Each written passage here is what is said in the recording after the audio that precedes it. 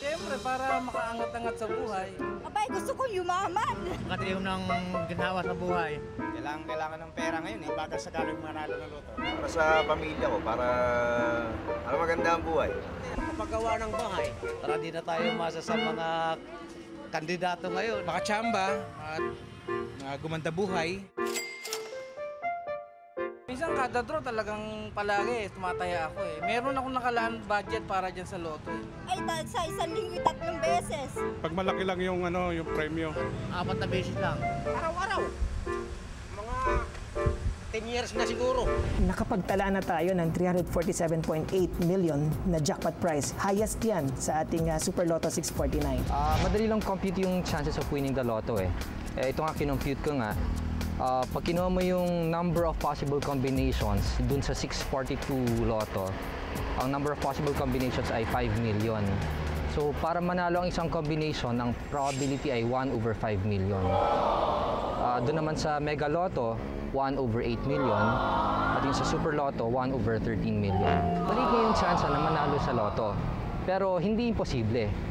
Pwede natin ikumpara yan sa chance na tamaan ng kidlat. Ang chance daw is 1/280,000.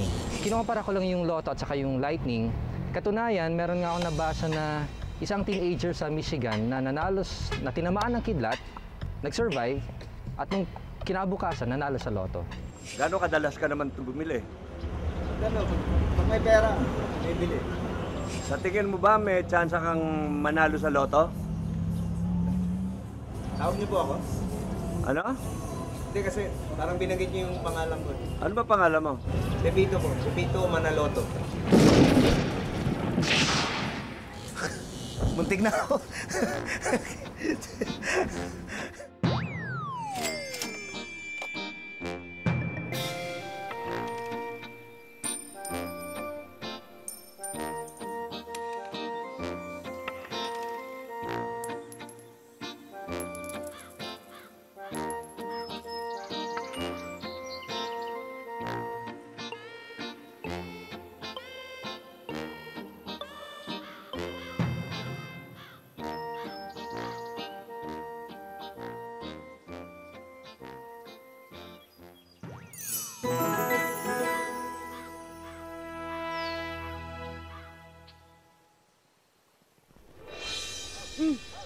Mau kumain? Merienda?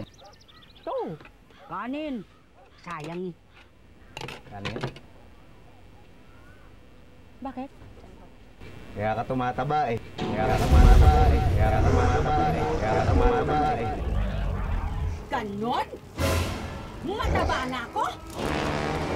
Nakakahiya na ba itsura ko? Natitipid kasi ako kaya tira-tirang kinakain ko. Buti sana kung mayaman tayo, marami tayong pera. Kaya hanggat naghihirap tayo, wala kang pakialam sa kahit anong gusto kong kainin!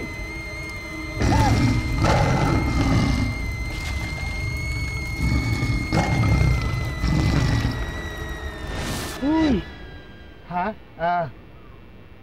Wala! Anong wala? Ha? Ano ka ba? Umupo ka nga rito? Teka muna, bakit ngayon ka lang? Sabi mo nga sa akin eh, madali lang yung gagawin mong pagkakarpintero. Hindi, may dinaanan pa kasi ako.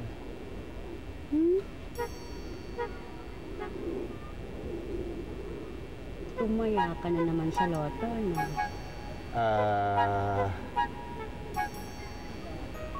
Sabi ko na, tigilan mo na nga yan eh.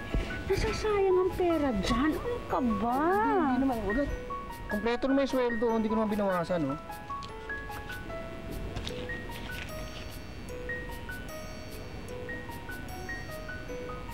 Eh, saan ka kumuha ng pantaya? Hindi na ako nag-tricycle, naglakad na lang ako. Anong hirap din naman kausap eh. Inuuna mo yung loto niyan. Pwede naman mamaya tumaya. Alas 8 naman nagsasara yun.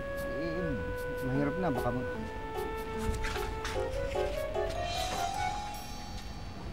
O ikaw, ba't ngayon ka lang, ha? Kanina pa tapos sa eskwela mo, ha? Nag-computer pa po kasi ako eh. Computer? Anong computer? Tsaka sa nanay magpaturo, magaling mag-compute yan. Di naman po ganun yun eh. Iba po yun eh. At saka isa lang po yung computer sa eskwelahan. Ang haba nga po ng pilay. Hayaan mo na yung anak mo. Nak, ano? Gusto mo kumain? Merienda yan. Sige po, ano po yung merienda? Ito, kanin. Ay, wag na lang po. Nakakadaba po yan eh.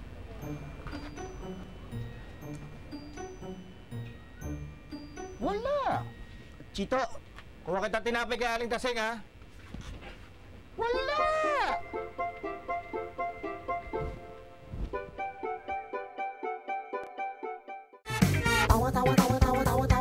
Anytime, anyone, anyhow. Halika manood at sumigaw. Anywhere